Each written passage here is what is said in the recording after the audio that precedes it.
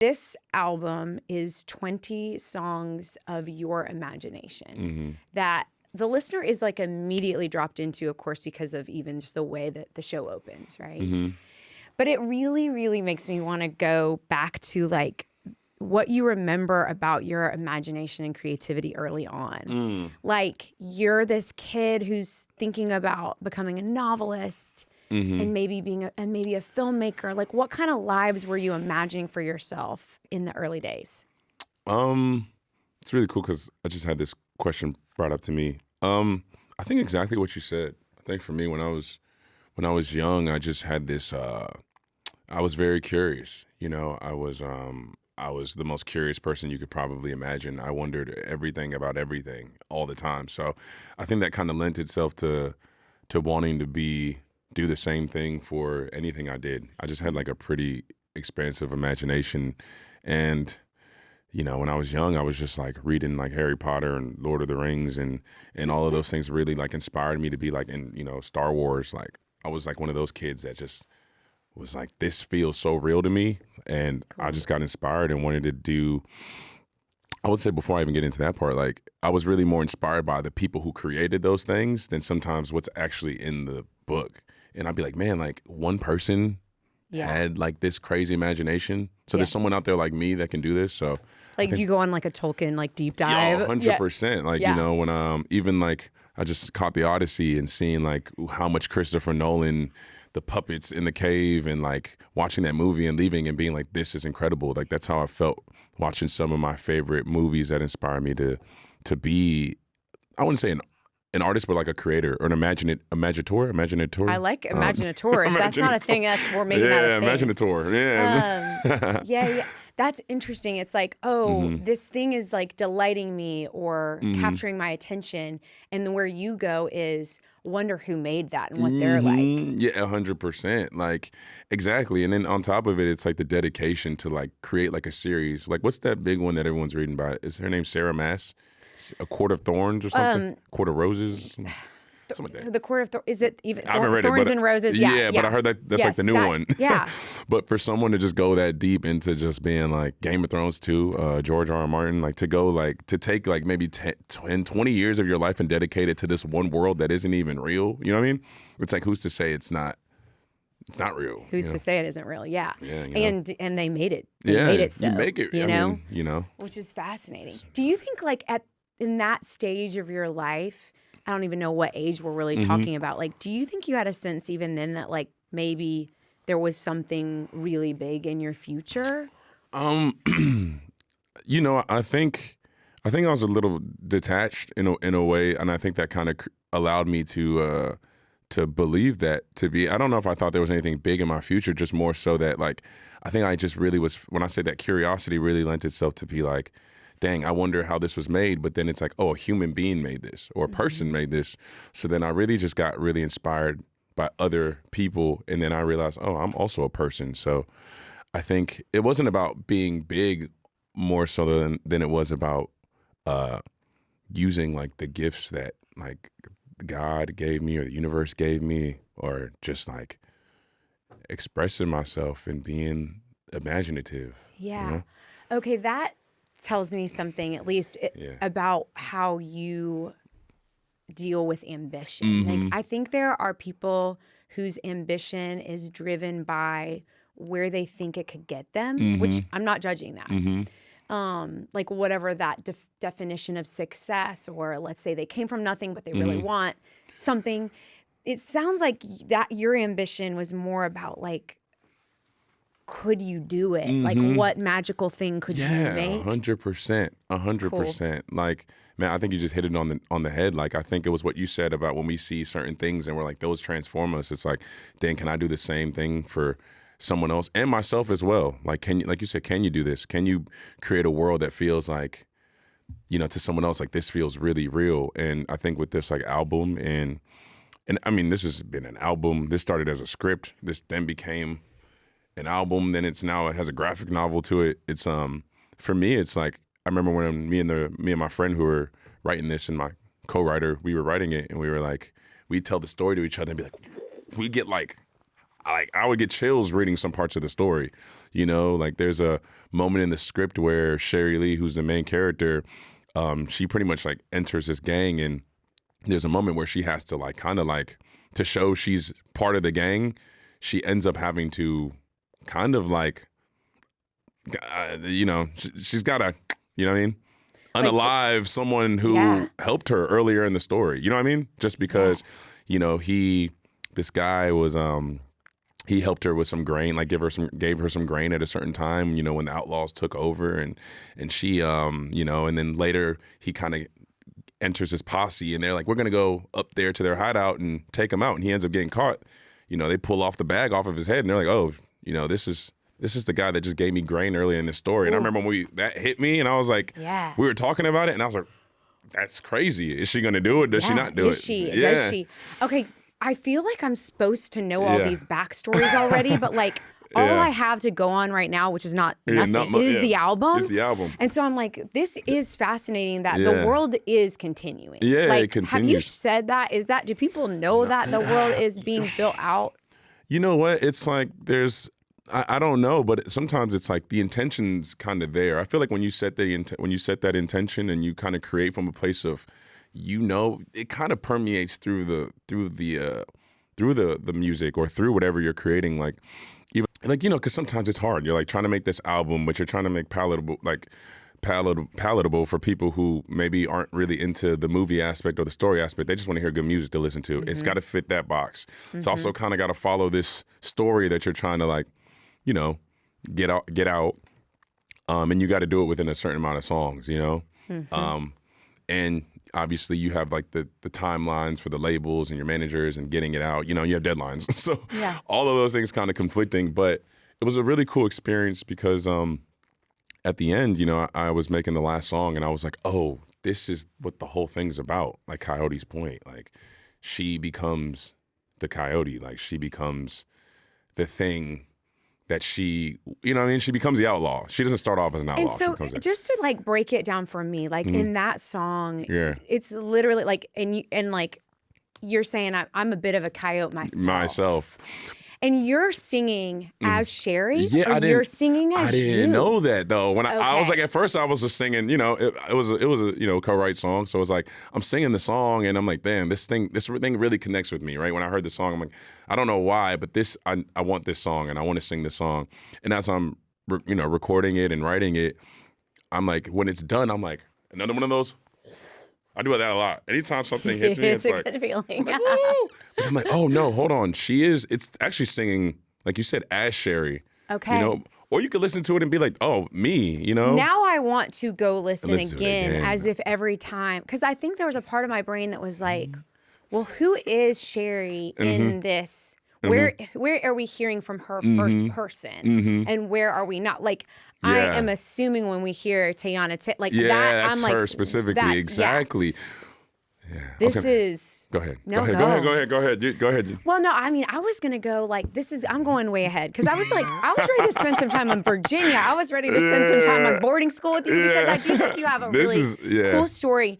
But like, talk to me about the ways that fame and success make you an outlaw or a coyote or someone who is other. I think I get a lot of strength from the idea of like an outlaw. You know, I feel like for me, you know, reading kind of the story, not only like, and this could be a longer story, but you know, I know there's so many generations of outlaws. You have the stuff that you do see, like the Marty Robbins and you know, Johnny Cash, but then you also got that generation in the 70s and the, you know, 80s with the Willie and Waylon and all those guys. But and Merrill, you know, and I think it's just really cool when I read, and Hank Williams, like Jr., when I read their stories and see and listen to their music, it's like, man, they were kind of just like me. They were, you know, they weren't always, you know, accepted or honored the way that, you know, you would think they were. And it's really cool to just see that there were people like that became legends. Those are the guys we talk about the most. Those are the guys that we all look up to and want to be as country artists. And to know that they were, you know, they always stood up. They always had a voice. And when things didn't feel right to them or when there was something that they felt like, they stood against the grain, and you know, and they weren't afraid to speak up when they needed to, and weren't afraid of the repercussions that happened with speaking up. So that just inspires me all the time to just be like, man, it's okay to be like, it's okay to, you know, maybe not win something, you know, Oh yeah. that you're like, man, I really thought, you know, I really thought I would be here or be accepted here. And it's honestly cool, you know. And then even for me, I think country music kind of opened up, like when I started listening to that sort of music, like the kind of, I don't know, murder ballads, if you want to call them that, you totally. know, like even hearing Coulter Wall, like, you know, in 2019, like, or 2020, whenever I heard him, I was like, yo, like this shit rocks, you know? Well, because it is, I mean, there's a bit of fantasy in it, Mm-hmm. right? Yeah. But it's also coming from this really real, feral, human place. Yeah. Where it's like, I mean, that's a whole other theme that I think would be so fascinating to explore with you. Like, this album opens essentially with Jamie Foxx and you, I'm assuming, as the author that who's penned these lines, like telling us just how dangerous revenge can be. And that's where the coyote thing, where it's like, you know, sometimes with writing these things, it's almost like with having an imagination like that, sometimes you don't even understand things you're doing, right? Until it's like all done and you create these lines. And I have a lot of moments where I'll go, like, I'll think about a song I made 5 years ago and be like, that connects to this. Like, I can't believe I did that without even knowing. But yeah, it kind of like just the whole journey. It's a full circle thing with starting with Jamie saying, you know, yeah, revenge is, you know, revenge is it eats you. It takes something from you. And then you see this journey of this woman with revenge, right? And then by the end, she's like, oh, yeah, that's the coyote's point, you know? Yeah. Why do you think it made sense, or why do you think you were led? Because maybe it is this other this muse, this or, you know, is it you know, spiritual for you? But why do you think you were led in a season when, like, the entire world wants to know, like, about you personally, to create a fictional character to build this ambitious album around? You know, I think it's probably a couple ways to answer that question. I mean, I know where I've been is and where I'm going. The last project was, I mean, first of all, I've always wanted to do this project. This was, you know, I think if I wasn't able to create something like this, I probably wouldn't have the same interest in music as like someone else who maybe is like, I just love playing music and I love creating, you know, I love telling stories. But I knew that, you know, there's a time and place for everything. And I remember with where I've been is and where I'm going, that's kind of what I wanted to do, was like, okay, this is just me, right? I know I have these grandiose ideas for these like crazy stories and worlds, but people need to know like who I am. And that's kind of where that was. Yeah. And that makes sense for that moment too. Like, yeah, I mean, there's definitely times where I think in my mind where I'm like, dang, it probably would have been just a lot easier to just, you know what I mean? Just continue that. For you know this what I mean? album, absolutely. Yeah, you know, for your sophomore, just be like, I could have just been like, let's make a couple more, let's do like, some more good news. Let's put 13 songs we like together. Yeah, and you know what I mean? Yes. And you know, sometimes I definitely have that thought where, but you know, I just have like the greatest team and mentors, and they told me they were like one of, you know, I don't know the exact way because so much goes on in life, but I remember them saying, I was like, man, do you really feel like telling someone at the label, I was like, do you really think this was like a good idea for me to do this? It's like, it's a lot, like, you know, to commit to, you know, building a world and a concept. And she was like, honestly, you kind of just defeated the sophomore blues monster by doing this, you know. And I don't know what her reason was for saying it, but it resonated with me when she said it. She's like, you're not even competing with anyone. You're not competing. You know what I mean? You're just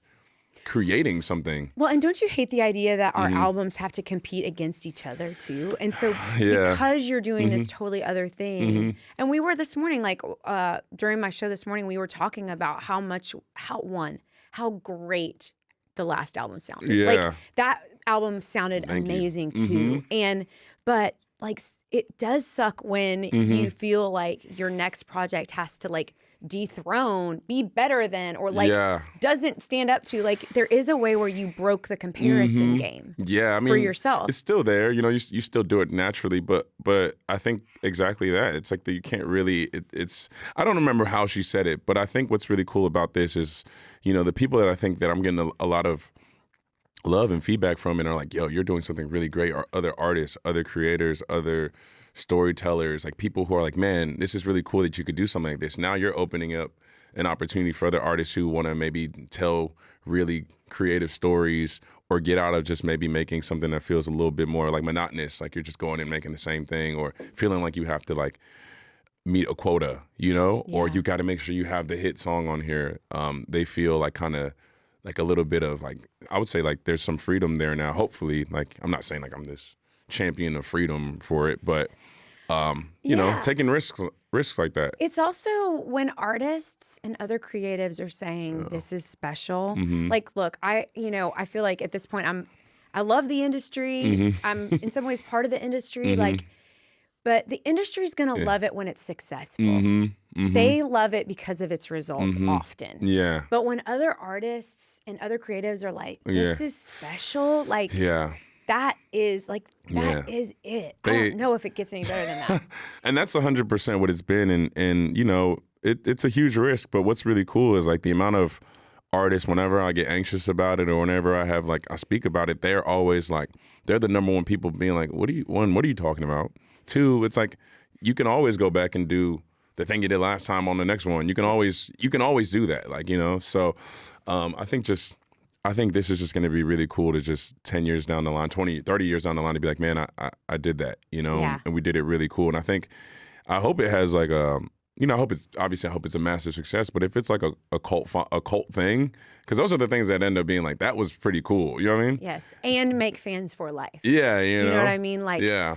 I think that's what is kind of crazy about this album, though, is I use this phrase to describe an album experience a lot, but it's like some albums can live in the foreground and the background. Like in the background, you're like, that's a bop, that sounds great. Ooh, I'm bobbing my head. In the foreground, under great scrutiny, it holds up. And like that is hard to do. Yeah.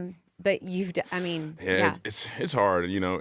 And I think that's the hardest part about it is, you know, the imposter syndrome definitely lives long here. Long live the imposter syndrome, you know. Yeah, but that's so hard. I mean, I believe you. Yeah, and I look at you and like the persona and like what it's like to watch you on stage and like the just sheer numbers. It's like, oh man, it's crazy that you're still feeling that at all at this stage. Yeah, I mean, because, you know, when it's, you know, I think for me, I didn't grow up, you know, my journey to music wasn't like the conventional one. You know, I didn't grow up in choir or playing in a band or anything like that. So I think my understanding and me learning music was from all of the things I've heard, from the hip hop I learned when I was growing up, like from the country music my dad was, you know, did play, and the more like the Nigerian music that was played around me, the stuff I learned in Virginia, like all of it is kind of how I learned of how to make music, you know, and then my own personal experiences, you know, and then being raised in Virginia, like all of it was kind of like went into it. And there was never like a definitive teacher I had that was like, this is this type of music, this is this is this. I heard what I liked and what resonated with me, and I started just making stuff. You know, I'll go back to some of my earlier sounds and just be like, oh, like what is it? Like what genre of music is this? I don't even. Great artists are a genre unto themselves. Yeah, truly, 100%. And I think that's some of the power of it. You know, when my imposter syndrome rears its head, there's something I'm comparing myself to, and I'm like finding myself lacking. Is there something that you're comparing yourself to, or that you think is the thing? You know, not really per se. I do think, you know, sometimes, like I remember we started writing the music in Montana, right? And I remember we made a whole bunch of songs, and I looked at my producers and I was like, the album's done. And they were like, no, it's not. You know what I mean? They were like, you know what I mean? And I'm like, what? Look at we got these bops on here. And it's just like, and they were like, dude, we had into this like argument pretty much about just like, yo, you can make more, you can make more, you can make better. So I think there's always that level of like, as an artist, you're just continuing the chase of being like, you know, and there's also like you do like there's ego in it. You do want the things to work. You do want to have a huge song, especially when you're coming off of, a bar song, Good News, Amen, all of these records that were, you know, huge. But one thing that I think is really cool about quick story. So I kind of started being in the industry, I would say like 2016, like 2017. And, you know, I had like a rocky journey, I'll say that, and start. And, you know, I remember I was around a lot of the people coming up, you know, like, you know, I was, like I had sessions and, you know, I was hanging out with Doja Cat and Post and seeing all those guys' rise, and I would consider us like kind of being in the same class. Mm-hmm. And and I was I was always still like just trying to figure out what is it that I wanted to do and say and how do I fit in everything, and that comparison's definitely there. But it was really cool to just like I still did like I had a project called Lady Wrangler, which was more like the same thing, kind of genreless, right? I had people listening to the album and telling me like, oh, this song kind of sounds like Patsy Cline, and I was like, interesting, Cool. without me hinting at it or anything. And I kind of just stayed on my own path, right? And kind of watched, those guys have like mega hits and diamond songs. And, I'm kind of just like, and I'm still just like baby artist trying to like figure out where my breaking, like how am I going to, what's my contribution to it all? And, I just kind of like kept going. And then finally, in 2024, starting in 2016, watching all that happen. And then 2024 finally being like, dang, I'm on the top of the, like, It's nutty. Yeah. And it also, it's like, you kind of spoke of like the clash you come up with, and that is a very real thing. Like a lot of times you'll see it in songwriter, like crews of songwriters and artists. It's like everybody starts to hit. They kind of like it's like they're graduating from high school or college or whatever. Hits. And it's hard. You're never watch. going to get one. Yes. Yeah. There were times I was like, oh, I don't think I'm ever going to. I may never, because you put and I'm making albums, and I'm not making like songs and dropping them. I'm making full projects, and you're like, man, I may never get one. Maybe maybe this isn't for me. And a lot of people do give up, and they're like, they go home or they do something, and it's like, I just feel like really blessed that like, the universe, or I'm gonna say God, God really said, man, like, no, it's my time, and you stay, you do have something. People do want to hear your voice. And it really came at a time where I really, had to be myself, and be okay with being myself. There's times it was definitely hard, but God was like, yeah, be yourself, man, and keep doing that, and you're going to go places for it. Ooh. So what was the year in that season that was like the lean part, or the like, we all come close to, I think, giving up too. It's like, what was the hardest year? Ooh, I would say like probably like 2022, post pandemic was pretty from the pandemic, but post pandemic I think was pretty hard. I think because you're starting from zero. I was signed to a major label before, and then you really really really really starting from zero. Starting over, and it's like you have to like grow this thing. And then just like there's just things with, I don't know, that's why I said that's why you go to therapy, Yeah. But I think that was pretty tough, just trying to figure it all out and just being like, man, like, how they say about like, it's just like you never know when you're just pretty much just going in the dark, and you never know when the break's gonna come. You kind of just gotta keep going. You never know. You never know, and it's like, dang, like you only have your own taste to go by. Like I love that. I know I love that. And you don't know anything else. It's like, imagine like, what if someone told you like, hey, you're gonna like, you don't know this, but someone knows this for you, right? That's why people go to sidekicks. They're like, in 20 years, you gotta work. And in 20 years, you're going to have everything you ever wanted, but you got to work every single day for 20 years. Are you still going to stay to it, knowing that everything you want is going to happen at the end of that? Yeah. 20 years is probably steep. Maybe 20 10. years is a long time. That's a long time. 10 years. Let's do 10. Yeah. 10 is better, more reason. Yes. I think that's also about, here's the thing. Yeah. I mean, music, I get to be in music every day. Music is the great unrequited love of my life. You know what I mean? Yeah. Because it's like I have been very close, but like, I think that's where I had to shift. And we talked, I have also done a lot of therapy, but shifting that outcome oriented, like defining success by the outcomes. Ooh, we got to stop. Is I saying no? Don't but do it's that? also crazy. Like, how do you not, when you have a song like a bar song? I mean, it's just like, it's crazy to not, you have to bask in the outcome But the beauty of like the song like that, I mean, hit songs, especially for the artists, you could probably ask anyone who has like a huge hit song, it probably teaches you a lesson, right? There's a lesson in there. Like, what was it? I mean, that was probably that was maybe the second song I recorded that day. You know what I mean? That was in the same session. I recorded something like, sometimes I have an imagination. So, you just recorded something, and then I was like, hey, I have this other idea for a song. One, you have, our album was technically supposed to be turned in. the track list. They're like, all right, you have your 11 songs. Like this, it's done. You know, you got like the producers who are like, and I'm a guy. I give notes. You know what I mean? I give notes, and I'm in the room like that don't sound right. We got to do that. So I could be a little bit. I'm not gonna say not even that, but it's you get fatigued when you're working on a project. So I think for everyone in the room that day, I had, it had to be like, yo, we got to keep going. I know we're almost there. Let's keep going. Let's keep going. And for me at that moment to be like, hey, I have an idea. And the producers were like, you know what, let's do it. Through the fatigue, said, let's make a new idea. Let's have fun. Let's just make a song, Yeah.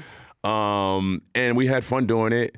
And it was like, I wasn't trying to do anything. You know what I mean? I wasn't trying to make a hit song. I wasn't trying to be like, oh, we need to fill our single quota. We just made a song. I made a song that I just dropped in it. And I dropped it I got the MP3 and put it in the Notes app, and just went to sleep. And then just woke up and people were texting me like, when did you make this? And I was like, I made it last night. They're like, oh yeah, this is crazy. But but this album again, it's a little, this one's cool too. And there's a lot of songs on there like that too. If people think this is just a concept album, it's there. Like it is going to give. It's going to give them both. Yeah. It's also just like textures and it's layers. We were talking about how crazy it is that it ended up being this cohesive too. It's crazy because like the whole time as a when you're in the lab, you're just like sitting here feeling like you're just throwing chemicals that don't even mix together, and you're like, is this good? Or is it good? So to hear like hearing you and your feedback on it being like it's cohesive, and then not only someone else saying that, I'm like, really? Because I know how much of like chaotic it was to put this together. I know how chaotic it was. I was taking this person's idea of what they thought the story was, and then having to get your producers to be like, yo, buy into this, like us making a concept album, especially when a lot of them are like, we just want to make, not saying they want to make cool music. But no, I mean, some producers want to make hit songs. Some producers are like, yo, I'm just trying to, we got to go to radio. Well, also respect. So it's like to like tell them like, hey, we're gonna try to do that, but we're also, I want to build this like full art project, and it's gonna be a lot of work, and who knows, there might not be a hit song. Who knows, It was definitely, again, like a learning experience to just it took a way bigger team than it did than the last one, taught me about like leadership and patience, definitely patience. But hearing that you guys, everyone thinks it's cohesive, it's like, really? Because I don't know. It's one of those things, I think sometimes you just don't know what you have till you're totally done too. And I think the lessons that I'm hearing in your story, that's people, like, one, you have to put the reps in ahead of time to be ready for greatness. Yes. Right? Yes. And you're going to write a ton of shitty songs. Yes. Like, just get comfy with it. But like the commitment that it takes, like we were talking earlier about like these authors and these world builders. The commitment that it takes to bring it all the way home. Whew. Yeah, I mean, it's a huge thing. It's like I don't envy them, but it is a lot when you think of some of these books that like have like 8 books and they're all 600, 700 pages, and then there's like there's also like research material. There's also research material. There's like backstory. It's a thing, but everyone has like their thing they commit to, I guess, Had you already done all the, I know that you actually know a ton about like outlaw music and country. Did you already have a big understanding of like the Western like motifs and like how Western films come together? Or did you have to go do that work too? I think I try to understand like humans more than anything, and I think that's what's really cool about this story. It's the time periods, like the time period and the texture might change, but it's still the same. Like we're still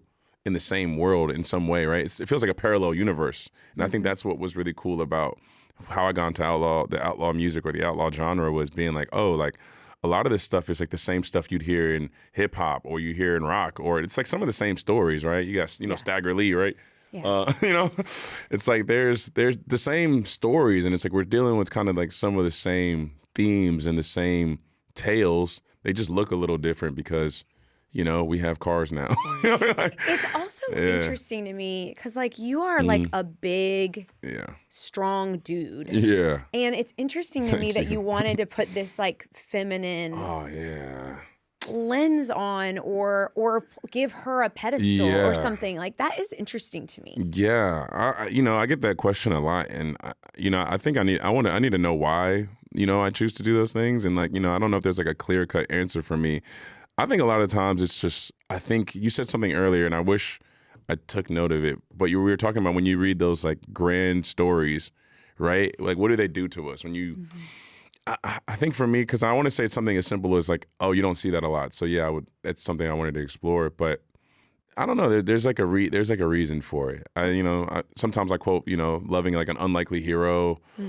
But sometimes it's just like, man, you don't see it. She just was interesting to you? Like, Cherie Lee just, like, jumped into your imagination. You're like, who is this? Like, I want to... I just feel like it's going back to humans, I think for, we've all been in, pretty crazy relationships, like, there's a lot of crazy things that guys will do, or that people will do when emotionally charged, Yes, correct. And, I've seen it in relationships, whether it's like getting into like arguments that are just like, or saying something to someone that you didn't really mean, or in the moment, or, I know you're married to, someone probably leaves a sock or two, like, in the wrong place. And you're like, you always do this. And it's the credit card bill in our family. Exactly. Yeah, it's the credit card bill. But it's always the money too. There's money in this one. But I think for me, it was just something about like, I know some of my most like inspiring moments in life have come from, or my most inspired writing or my most inspired work has come from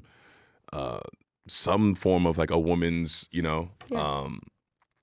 being inspired by them, influence, whether it's like a bad breakup or being in love with someone or being infatuated with someone or like wanting to know more about someone. A lot of it is charged by that. So I think women in our world are not given like the same, like, every time I read a story, like I was reading Eric Clapton's autobiography. Was it auto? I think it was autobiography. It's called Clapton. And the most interesting part of the story, I was reading it. I was like, okay, cool. Like, learning the guitar, everything. But then it was when he was talking about Patty Boyd that kind of was like, this is crazy. You know what I mean? Like, George Harrison. I was like, man, she was married to George Harrison and then Eric Clapton, and then he made Layla. It's like those things, that is always, And we do crazy things. Yeah, man. For love. It's literally all of music, all of life kind of starts from there. And I feel like, again, I love humans and I love the truth. And the truth is like women are extremely powerful and they're formidable forces. And I think just naturally, that's just what I felt like was the only thing that could stop these outlaws. I think there was something really cool about that. I think that's one of the things, like, I think it's cool to think about who will listen to this album, right? And who will wear it, take it in and wear it. And, one thing, I was talking with an artist about this last week. I get excited thinking about the generation of artists that maybe are having an early musical experience with your music. And maybe in 10 years, I'm talking to them and they're like, but do you remember the Outlaw Cherie Lee? Like, yeah, that's you know what I'm I mean? saying. And like the way that this kind of, but I also think it's cool to think about how women will get to listen to this album and feel formidable. I love that word. I think it's just, it's interesting. Let's talk about your ability to, like, you've mentioned this several times about, like, you're interested in people. I think that there's a ton of charisma attached to that. Like, you cannot fake genuine interest, right? And you have collected or drawn this crazy, literally cast of people. And I guess I'm curious what you think it is about you, what you think it is about the worlds that you create that attracts people like Jamie Foxx and Sam Elliott and Leon and Kaylon. Like, what is it? Well, that's the thing. I've been wrestling with because what's been beautiful about it is like my whole life. Like I tell you, Barcelona taught me a lot. Like my whole life has always been about the magnum opus, about creating sometimes the best thing ever that people can like experience and be like, that was, like you said, the Outlaw Cherie Lee or one of those crazy stories we talked about that have been like the Odyssey, you know, like Iliad, like any of those great stories.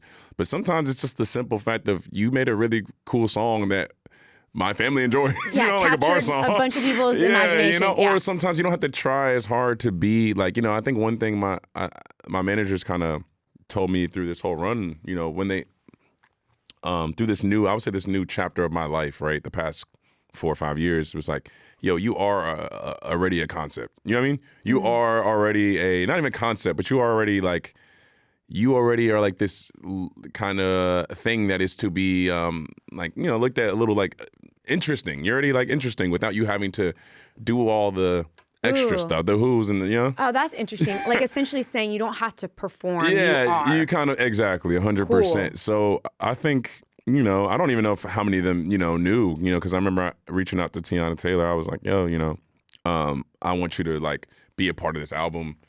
And Her she was like, voice, I mean, she was like, well, you know, what's the song? And I was like, you know, at first I was actually. like, it's like this thing where you kind of like poison this guy. It's like interlude. And she hears it and she's just like, yo, this is like, she's like, this is like Sinners. Like, what is? So a lot of people kind of like went into it blind, which I love, you know, like Bullets and Blades. Like I sent that to Kehlani, and she wrote one of the greatest verses I think I've ever heard. She wrote that verse. She wrote it and sent it back. She didn't need a script. She didn't need to know the context. She didn't need to know what was going on. She just heard the song, and that's what I think is really cool about the project is like for her to just hear it and know exactly what to do, and now it fits in this moment in this movie as well. And then, you know, Tiana just read it with, you know, however she connected to the material, and Sam Elliott, like, I mean, that man just it's amazing. That was the craziest. I don't even know. I think we filmed it, but that was the craziest experience I think I've ever. What happens? Man, when I met Because Sam, like also, can you give him notes? Like, hey Sam, could you do that again, but a little more? No, it was like, well, first of all, he came to the studio by himself. He was by himself. Like he drove himself. I'm pretty sure. You know, he had like a little Henley tee on and some Wrangler jeans and, you know, no hat. And he's like, he just comes in and he's just like, he just walks in the booth and I'm like, all right, here's the copy, and he just went for it, and we were all just listening to it. And it was just a crazy experience being on like the other side of that and seeing and hearing him work and watching him work. And I think that's just like, I think for me as an artist, it was always that imagination, right? I'm like, man, if I was given the opportunity and the resources to like do something, you know, like I'm always gonna think like, I'm thinking like that. I'm like, man, like a wish list dream collab, you know, it's thinking about how do you get Sam Elliott on something, or that's like my dream collab, you know. People always ask me, and it's so cool, you know, it's like dream collab, like getting a video like directed by like Martin Scorsese or something like that, or it's like things like that, you know. Why would you limit your dream? Yeah, right? No, exactly. You know, are you like, this is maybe a silly way to ask this, but like with those people, and this is like such a beautiful cast of people. I mean, I love Orville. Mm-hmm. But kind of, I mean, the last voice we hear on this album isn't yours. It's not. You know, it's just crazy. Yeah. But like, do you think you've just like always been good at turning an initial meeting into a friendship or something more lasting that you were able to like? I definitely think so. I think, you know, I would definitely say I'm like pretty extremely friendly, and I think it always goes back to that like human beings. What we're like, we're just so beautiful, man, and there's just so many things we're capable of. Like Orville, you know, I mean, just his music alone, his vibe, everything about him. It's just like, you know, so I'm just always like, I'm really, really friendly and open when I meet people, you know, because I just want people to be like, yeah, you don't know what you're even capable of doing, you know? Yeah. You don't even know. Shout out Tim Cook, man. I mean, like, that's interesting, though, because I do find, and I think there's all kinds of reasons why, that as people become more famous, maybe, you know, and we can sort of discern between fame and success, they often overlap, but they have to be more guarded and more shut down. And I'm hearing you really talking about like openness. Oh, yeah. I mean, because it's just like, what's the difference between me and anybody else, you know? I mean, there's obviously the thing that makes us different is the thing that, but everyone has something that makes them different. So I don't know. You know, I give every single person, you know, the opportunity and the same sort of kindness that I would love to like award myself. You know, and then, you know, sometimes that comes back to bite, but, you know, not comes back to bite, but sometimes you do got to be like, all right, no, dude, you are you're doing something you're a little different. You know what I mean? Yeah. So definitely guard yourself. Yeah, you have to hold those boundaries too. The last, so let's say this, closing scene of the album, and people are like in the car on the way home. Well, it's like it's a movie, right? Yeah. What do you want them arguing in the car about? I want them to kind of say the same. Like, I want them to make those realize. I want them to think of those things I thought in the studio. Like, is Cody's point? Is he singing about himself? Is he singing about her? Like, what's it, if I was an outlaw? Like, who's that? Like the perspectives. I think the cool thing about this experience is there's not any one way. There's not one thing to take away from it. There's not one way you can view this, right? Yeah. Or listen to it. It's like you can listen again and like put yourself in this character's shoes, or listen to it as if you are whoever. You could pick your character in this, and you could choose your own adventure in a way. There is that too. I mean, it is fun. It's fun to hear you like imagine being a bank robber. You know what I mean? Yeah, that's what, like, if I was an outlaw, like, what's so cool about that? That's actually, that song's really about like the people of the town being like, you know what? Like, we're kind of like fed up with this. What if we should just, at this point, we might as well just go rob our banks. You know what I mean? Because the law's not helping us in this situation. So, if I was an outlaw, like, this is what I would do. You know what I mean? Like, I'd if I had that freedom, if I just said, I can cuss here, I already cussed. If I said, fuck it, how would that look? So I think there's so many different perspectives and ways to listen to this album. And, I really do want people to like listen to it and like really feel like they got the story. Yes. That's like my... And they will. Yeah, and like, it's good to give them something that they can like sit in. Right? Yeah. It's not, listen to it once and you're done. 100%. I mean, you could, but like, I think that's going to be... Yeah. And I'm like wondering, are you going to be like watching the comments and like, people are like dissecting and trying to figure it all out, and you're like... I would hope for like, my really big dream, like wish list is, definitely getting like A24 or one of the studios to hear it and see it and be like, this is really cool. Like, we want you to like develop this out fully, because there's only so much I can do through the music. I think I know everyone's like, oh, like I keep saying, I'm so fascinated with humans, and I try to tell real stories. So even how she takes out these outlaws, it's not like she's like a gunslinger. It's like she's kind of sloppy with it. You know what I mean?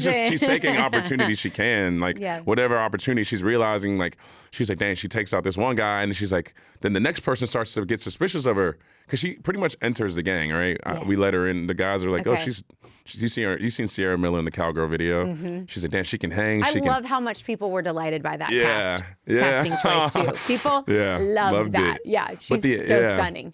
But that ending, I don't know, the ending scene where she's standing on the steps with the outlaws around her, that was them bringing her in and being like, oh, you're with us now. You're one of us. You're one of us. And then they're like, but we don't know that she's got this whole vendetta against us. So it's not like one of those things where it's like, it's a real story, and I want it to feel super, when I say real, like I want it to be super grounded. Yes, lived in, layered, all those things. Yeah, exactly. Yeah, so I hope you feel great going into this album coming out. You helped me feel a lot better. Like, oh, I'm so glad. Oh, that's so sweet.